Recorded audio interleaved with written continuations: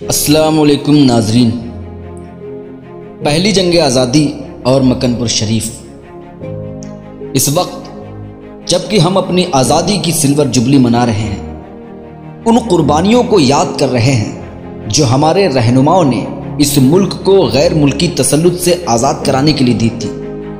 इस तवील जद्दोजहद को याद कर रहे हैं जो इस मुल्क के सभी तबकों और फ़िरक़ों ने मिलकर की थी, जो हुसूल आज़ादी की राह में जहद मुसलसल और बेमिसल कुर्बानियों की एक शानदार तारीख के अमीन हैं। मगर अफसोस कि जिन अफराद ने अपने वतन अजीज़ की ग़ुलामी की जंजीरों को काटने के लिए अपने सीनों पर गोलियां खाईं और हंसते हंसते फांसी के फंदों को अपने गलों में पहन लिया, अपना तन मन धन सब कुर्बान कर दिया, उनको मफाद परस्त सियासतदानों और तारीख नवीसों ने फरामोश करने की ही कोशिश नहीं की, बल्कि इन हक परस्त मुजाहिदीन आज़ादी की खिदमत और कुर्बानियों को गलत तरीके से पेश करके बाज़ को गद्दार तक की फहरिस्त में लाकर खड़ा कर दिया। और जो लोग सिर्फ साहिल से तूफान का नज़ारा कर रहे थे या बकौल परवाना रुदौलवी के आज़ादी की अहमियत को कुर्बानी की धार पर नहीं परख रहे थे, बल्कि मादी नफ़ा नुकसान की तराजू में तौल रहे थे। यहाँ तक कि बाज़ जो चोरी डकैती गुंडागर्दी करते हुए पकड़े गए और जेलों में डाल दिए गए थे, उनको देशभक्ति के ताकों और हुर्रियत पसंदी के शहनशीनों की जीनत बना दिया गया। मगर तारीख कभी नहीं मरती। आइए तारीख की ऐसी ही ताहों को खोलते हैं जिसको जानबूझकर छुपाने की कोशिश की गई है और तारीख़ी हिंद की किताबों से दूर रखा गया है। मैं शुक्रगुजार हूँ नई दुनिया हफ्त रोज़ा दिल्ली 16 था 22 अगस्त 1994 ईस्वी का और उत्तर प्रदेश नेशनल चैनल का, जिन्होंने जाग उठा किसान और मजनू शाह जैसे सीरियल दिखाकर आवाम को ये सोचने पर मजबूर कर दिया कि 1857 की गदर ही अजीम हिंदुस्तान की पहली जंग आज़ादी नहीं है, बल्कि इस गदर से बहुत पहले 1763 ईस्वी में ही अंग्रेज़ों के तसल्लुत के खिलाफ आज़ादी के शोले भड़कते थे।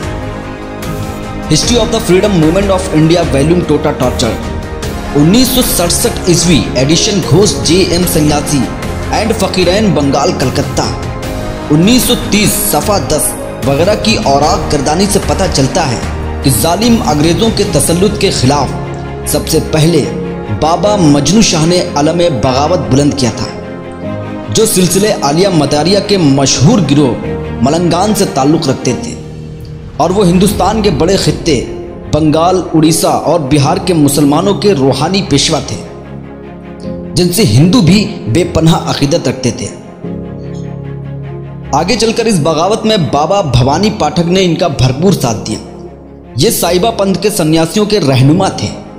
इस अजीम तहरीक के सबसे बड़े कायद तो बाबा मजनू शाह थे, मगर उनके खलीफा मूसा शाह मदारी, चराग अली शाह मदारी, नूर मोहम्मद मदारी, रमज़ानी शाह मदारी, ज़हूर शाह मदारी, सुबहान अली शाह मदारी, उम्मी शाह मदारी, नेकू शाह मदारी, बुद्धू शाह मदारी, इमाम शाह मदारी, फरगल शाह मदारी, मुतीउल्लाह मदारी, मेमन सिंह, भवानी पाठक, देवी चौधरानी, कृपानाथ, पीतम्बर वगैरह ने 40-45 बरस तक इस तहरीक आज़ादी को चलाया। मुल्क में इनकी बाकायदा और मरबूत तंजीम न होने के बावजूद ये फ़कीर और सन्यासी गांव-गांव जाकर लोगों को अंग्रेज़ों के खिलाफ उकसाते थे। मजनू शाह एक ज़बरदस्त तंजीमी सलाहियत के मालिक थे। वो मुश्किल हालात में तो बेमिसाल शुजाअत का मुजाहिरा करते थे। उन्होंने मैकनिज़ी की ज़ेरे कमान फ़ौज को पै दर पै हज़ीमतों से दोचार किया और 1722 ईस्वी में फैसलाकुन शिकस्त दी। 1769 ईस्वी में कमांडर कैद की फ़ौज को ज़िल्लत आमेज शिकस्त देकर उसका सर कलम कर लिया।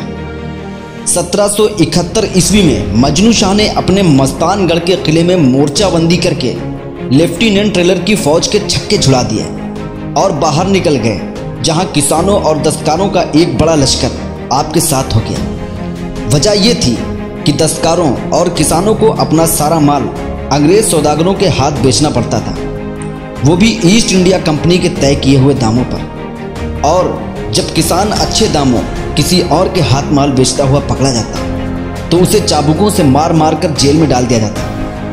लिहाजा किसान और दस्तकार मजनू शाह की मुहिम में शामिल हो गए। आपने नाटुर की रानी भवानी को भी मुहिम में शामिल होने की दावत दी, मगर रानी भवानी ने साथ देने से इनकार कर दिया फिर भी आप मायूस नहीं हुए और जिहाद जारी रखा। वसाइल की किल्लत के बावजूद 14 नवंबर 1776 ईस्वी को फिरंगियों को एक और जिल्लत आमेज शिकस्त दी, जिसमें लेफ्टिनेंट रॉबर्टसन शदीद तौर पर मजरूह हुआ। इसी दौरान अंग्रेज़ों ने फ़कीरों और सन्यासियों के दरमियान मजहबी तासुब को हवा देकर फूट डाल दी, जिसके नतीजे में बंकिम चंद्र चटर्जी का नॉवेल आनंद मठ सामने आया। इसकी खौफनाक सूरत हाल ये है कि इस नॉवेल में आज़ादी के इस दीवाने मजनू शाह और उनके साथियों को बर्बरियत का पैकर बताकर अंग्रेज़ों से मोहब्बत और मुसलमानों से नफरत का खुल्लम खुल्ला इजहार किया गया है। रूदे कौसर के मुसन्निफ शेख मोहम्मद इकराम भी इस नॉवेल की पुरफरेब इबारतों में उलझकर गुमराह हो गए।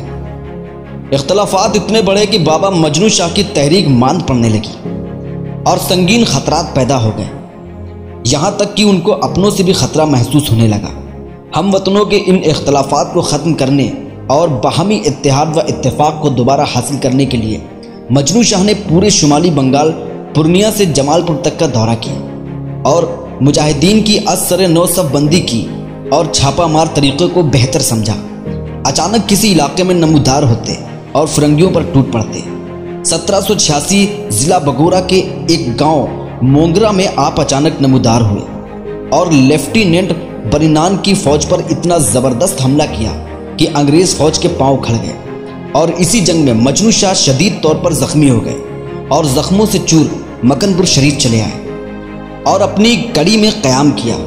मगर ऐसी हालत में भी मजनू शाह को मकनपुर शरीफ में आबाद अंग्रेज़ों का वजूद ठंडी आंखों नहीं भाया और उन्होंने मैक्सवेल ब्रदर्स के एक भाई पीटर मैक्सवेल को दुनिया से रुखसत कर दिया। जब यह खबर अंग्रेज़ हुकूमत को लगी तो उसके सिपाहियों ने हज़रत रूहुल आज़म मियाँ जाफरी, हज़रत नत्था मियाँ जाफरी और उनके साथियों को लाइन में खड़ा करके गोलियों से भून दिया। हज़रत बागी मियाँ जाफरी और उनके साथियों को काले पानी की सज़ा देकर अंडमान भेज दिया, लेकिन मजनू शाह इस मर्तबा भी बच गए। मजनू शाह को मुजाहिदे आज़म हज़रत खाने आलम मियाँ जाफरी की सरपरस्ती हासिल थी, जो 36 मवाज़िआत के ज़मींदार थे। उनकी हवेली और किले में किसी बड़े बादशाह का जैसा निज़ाम था। हाथी घोड़े सैकड़ों नौकर थे, हर वक्त चहल पहल रहती थी। चूँकि इस फौजी एक्शन के वक्त खाने आलम मियाँ जाफरी अपने अजीज़ दोस्त पेशवा बाजीराव बिठूर के यहाँ मेहमान थे, इसलिए उनका नुकसान कम हुआ। 1787 ईस्वी में मजनू शाह दुनिया से कूच कर गए, मगर उनकी मुहिम बरकरार रही। उधर मूसा शाह मलंग, देवी चौधरानी, चिराग अली शाह मलंग वगैरह ने फिरंगियों पर हमलों में शिद्दत पैदा कर दी। इधर हज़रत खाने आलम मियाँ जाफरी और मुजाहिदे आज़ादी पेशवा बाजीराव के दरमियान होने वाली ख़त व किताबत के राब्ते की खबर फिरंगियों के कानों तक पहुँचा दी गई। ये गद्दारी तज़ीमुद्दीन, छेदा मेमार, आज़म मेमार और झब्बू गुलाम वगैरह ने अपने ज़ाती मफाद के लिए की और अंग्रेज़ों से इनाम हासिल किया। अलगरज़ 1817 ईस्वी में अंग्रेज़ फ़ौज ने खाने आलम मियाँ जाफरी की हवेलियों को मुहसरा करके आपके घर के 26 अफराद को हथनी इमली पर फांसी दे दी। इस अचानक के हमले में खाने आलम मियाँ ज़ख्मी हो गए और अपनी तेज़ रौ घोड़ी पर सवार होकर पहले पेशवा बाजीराव के पास, फिर रातों रात गुड़गांव इलाका अलवर पहुँचे, जहाँ वो वासिले बेहक हुए। मज़ार मुबारक गुड़गांव में मरजाए खासो आम है। आपके दो साहबजादे इनाम रसूल जाफरी और अताए रसूल जाफरी फिरंगियों के हमले के वक्त अपने किले में थे, इसलिए बच गए, और तीसरे साहबजादे फिदाए रसूल, जिनकी उम्र 9-10 बरस की रही होगी, एक वफादार हिंदू नौकर उनको लेकर भागने में कामयाब हो गया और इस इज्तिमाई खुरेजी से बचकर लंबी मुसाफत तय करके कलकत्ता पहुँचे। राह में हिंदू नौकर ने दम तोड़ दिया। फिदाए रसूल जाफरी भी मसायब व आलाम से दो चार रोते रोते उसकी लाश के पास बेहोश हो गए।